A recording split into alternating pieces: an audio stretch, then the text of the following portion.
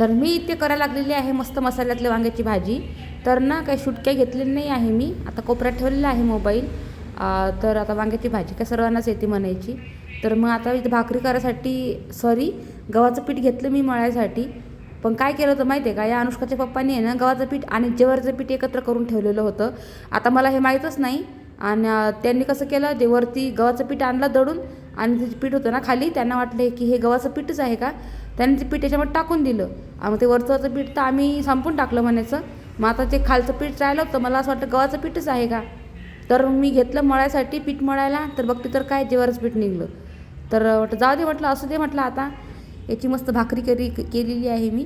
पण त्या पिठामध्ये ना खूपच असं हे होतं, म्हणजे गव्हाचं पीठ होतं त्याच्यामध्ये, तर व्यवस्थित भाकरी काही जमत नव्हती. तर मी बेलण्यानंच लाटून घेतलेलं आहे ते आणि मस्त याचे भाकरी थापून घेतलेले आहेत.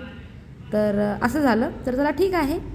तर असे भाकरी थापून घेतलेले आहे मी आणि मस्त वांग्याची भाजी पण केलेली आहे.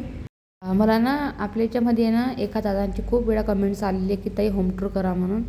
होम टूर करायसाठी काही नाही आहे, पण घरामध्ये सध्या ना मॅनेज काही अजून कामं बाकी आहेत आपले, आणि ते लोकं पण आलेले आहेत आपलं काही घरातलं कामं करायसाठी. शिवाय फर्निचरचं काम पण बाकी आहे, ते आम्ही नंतर करू, पण मी होम टूर लवकर करणार आहे.